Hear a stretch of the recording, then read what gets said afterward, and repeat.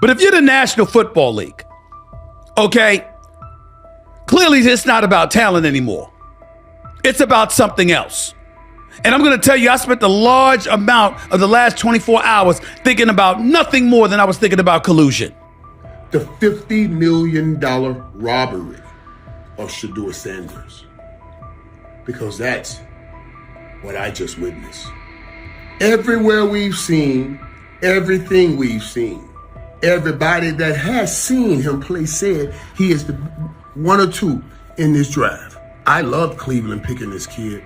The NFL Draft is usually a time of celebration, a moment when dreams come true and talent gets recognized. But in the spring of 2025, that dream took a sharp turn for Shedeur Sanders. Instead of a milestone, it became a nightmare. One that might lead to one of the biggest lawsuits the NFL has faced in years.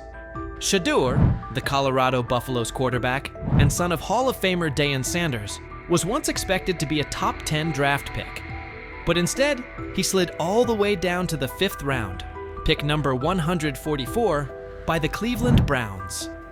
Now, quiet speculation has grown into loud conversations. Reports say the Sanders family is getting ready to take legal action against the NFL and several team owners, accusing them of collusion, defamation, and causing long-term financial harm. And the more you look into it, the more complicated it seems. From the outside, Shedeur's sudden drop in the draft doesn't add up. What we're looking at is a convergence of a lot of history falling into one weekend. There's a history of the NFL and their ideas about protecting the shield and what they feel like. There's histories of the Sanders, history of the quarterback, which makes this really complicated and pretty much impossible to find one specific answer about why Sanders fell. He was probably already a fringe first-round pick, so some of the mock drafts were wrong. There's probably some owners out there who wanted to humble him and Sanders, and then there's just the talent that was there. So I'm not, it's okay, I think, to say we don't know what the specific answer is. What I do know, though, and I know it's maybe a little bit of a tangent, but I feel like it's important to say, I want to say this to folks on the internet and folks who are paying attention. This is not the Colin Kaepernick situation. This is important to know. Colin Kaepernick was absolutely blackballed from the league for standing up for folks' rights. This is not what Shedeur Sanders went to. He was embarrassed for 48 hours in the draft, and he ended up going to a Browns team where he still could possibly be a starter on that team because they managed to have half of Wu-Tang Clan's worth of bad quarterbacks, and he can still work his way up to a starter. So this is not the same situation. His career can still end up being okay. Shedeur Sanders led the entire NCAA in completion percentage with an impressive 74.1%, broke several school records, and was right at the center of what many called the most talked about college football storyline in the last 20 years. With months of hype suggesting he wouldn't fall past the early second round, the expectation was clear. But instead, he had to sit through 3 painfully long days. Then came pick number 144, a moment that quickly went viral for all the wrong reasons. The cameras at his private draft party cut away. The champagne never even got opened. The room went completely silent. Deion Sanders didn't hold back afterward. According to those close to him, he was furious, allegedly saying, "This league just blackballed my son." At first, it sounded like a heartbroken father speaking out, but not long after, the leak started. Because how in the hell does 32 teams in the National Football League pass on a quarterback that was universally recognized one of the top 3 quarterbacks in the country entering this draft, and 32 teams passed on him? Not once, not twice, not 3 times, but 4 different times they passed on him. How the hell does that happen? 4 rounds. It doesn't happen to a quarterback. We've never seen anything like this before. We've seen guys drop because of injuries. We've seen guys drop because of off-field issues, but we've never seen a quarterback projected to be a top 20 pick, universally recognized one of the top 3 quarterbacks in the draft, projected to be a first rounder, in all likelihood a safe bet of a late first rounder, and drop literally to the 5th round. We haven't seen anything like that. So a lot of times when you go to these combine meetings, teams give you things to challenge you. Teams will have a player's worst plays ready for him, and they'll show him his worst plays and say, "Hey, why don't you explain them?" And Shedeur apparently didn't take to it well. And at one point, one of the few teams that actually was interested in him said, well, what do you make of this really bad play? And Shedeur said, maybe I'm not the guy for you. That's not the answer. Another moment. What they do during the film and the combine and the meetings is teams will install mistakes intentionally planted in the install, and they want you to catch them. Shedeur didn't, and when a coach called him out, once again, it didn't sit well. It's like, bro, there's not many teams needing quarterbacks, especially since Pittsburgh appears to have a deal with Aaron Rodgers and Tennessee's getting Cam Ward. So you're down to the Giants, who were not interested at all, and Cleveland, who traded out of that 2 spot because clearly they were looking for next year's class like the Rams are. Based on internal messages uncovered by a private investigator working with Shader Sanders' legal team, messages that haven't been made public yet but are currently being looked into by several independent news outlets, it looks like a few NFL team owners may have raised red flags about the media frenzy and the branding baggage tied to Shedeur. Even more concerning, there are reported claims that some team ownership groups were having behind-the-scenes talks, quietly advising each other to steer clear of drafting Shedeur unless they absolutely had no choice. People close to the Sanders camp say these private conversations even mentioned things Deion said back during Super Bowl week. Those blunt interviews where Coach Prime made it clear they would call the shots and wouldn't play for certain teams. Basically, they were following the same playbook Eli Manning used. Will you step in Eli Manning like, Deion Sanders like, to the point where like you told him, hey man, I ain't taking that psych test with the Giants. I followed you after that. I said I wasn't taking it either. Will you step in and do some of that if it's the wrong organization and say he ain't going there? Yeah, but I'm not going to do it publicly. I'll do it privately. This time around, though, the league supposedly answered with a wall of silence and behind-the-scenes sabotage. According to insiders, the upcoming lawsuit is expected to claim that the NFL worked together to hurt Shedeur's draft stock, not because of his skills, but because of how things looked in the media, internal politics, and bruised egos. If they played the cards and picked him up in the 5th round, but I surely would like to know how they knew he would still be there in the 5th round. I've been on that stage for years and years and years. I've never seen them position the cameras in position, give forewarning about who's about to be drafted. I wonder if Cleveland got a call from somebody in the NFL saying, we got to draft this kid.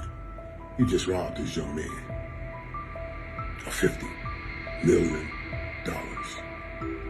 And it wasn't on his playing ability. Wow.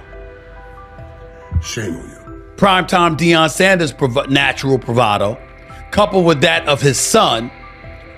They say that the whole interview process wasn't that impressive when he showed up at the NFL scouting combine and refused to work out. That hurt him. The interview process while he was there hurt him, etc., etc. You know what, y'all?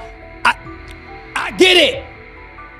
It makes perfect damn sense if he's drafted in the 2nd round. It's the fact that he fell to 5th that's alarming. After the draft, analysts on Fox Sports tried to make sense of the slide. Some said Shedeur wasn't a once-in-a-generation type of player. Others questioned his intangibles or pointed to the so-called baggage he brought with him. But instead of cooling things down, those comments only added fuel to the fire for Sanders' legal team. They're asking, how does a quarterback with a higher completion percentage than the #1 overall pick fall more than 130 spots? Why did draft experts rate him so highly, yet not one NFL GM publicly pushed back when he slid? From the Sanders camp's point of view, this wasn't just a case of a poor team fit. It looked more like a deliberate effort to send a clear message. Players don't get to control their future. That power belongs to the league. And nothing seemed to capture that message more clearly than Colin Cowherd's widely shared line: "Nobody wants a celebrity backup quarterback." According to sources, that quote is already being looked at closely by attorneys and has shown up in early versions of the legal filing. To them, it's more than just a jab. It's part of the case. Was out there, I talked to Denzel Ward. Yep. I talked to some. But I didn't say the name. But anyway, I done talked to some people. He looked different. There's a difference when that young bull is out there spinning that ball. You hear me? Mm-hmm. Difference. I'm talking about football. I ain't talking about no media and all that hoopla and all them, on Twitter, they putting up the numbers. Some he with 10 for 12 for 2 touchdowns. I'm talking about when he's at the helm, he looks different. Whether he's going with the first team, second team, or third team.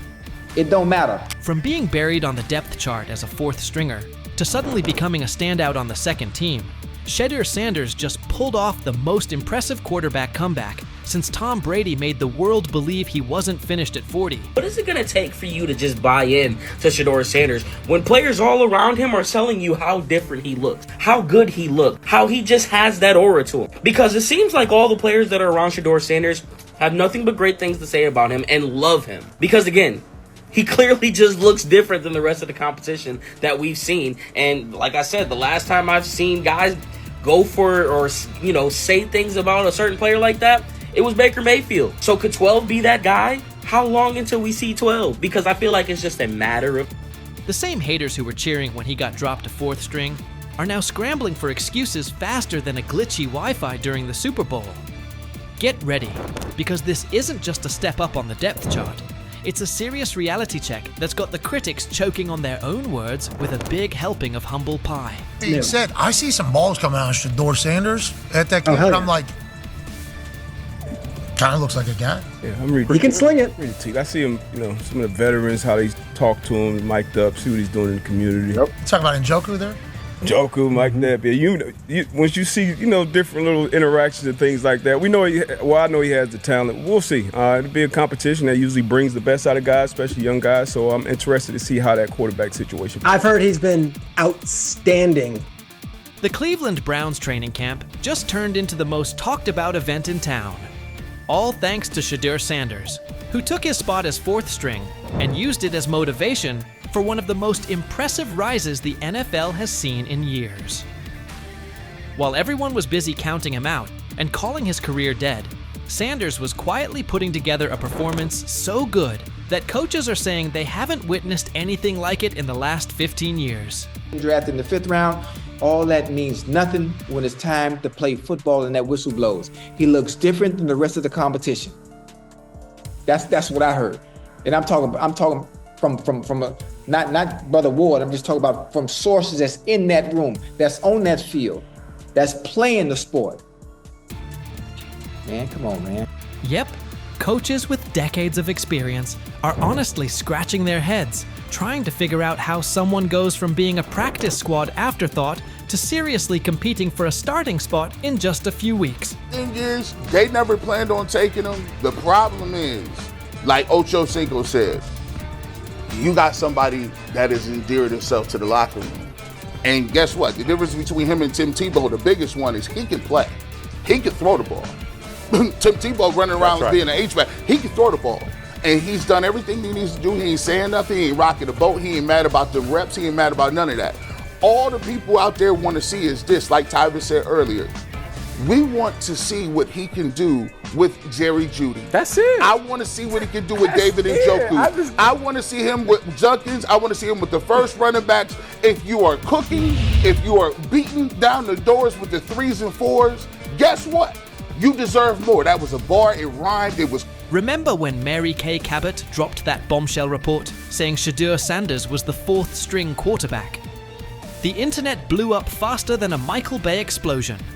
Critics came out of nowhere, like ants at a picnic, rushing to call his NFL dreams dead on arrival.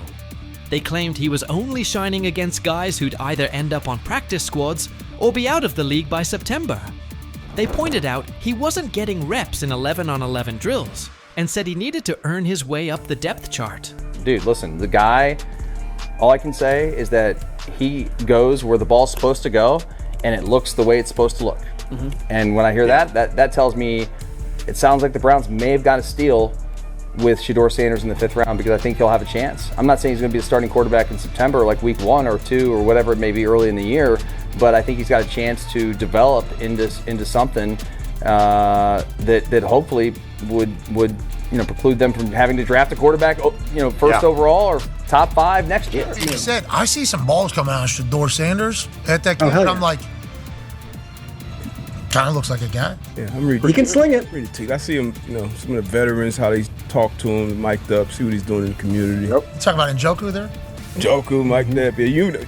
Once you see, different little interactions and things like that, I know he has the talent. We'll see. It'll be a competition that usually brings the best out of guys, especially young guys. So I'm interested to see how that quarterback situation. I've heard he's been outstanding. Funny how the tables have turned. Those same critics are now watching Sanders climb the depth chart like he's scaling Mount Everest with rocket boosters.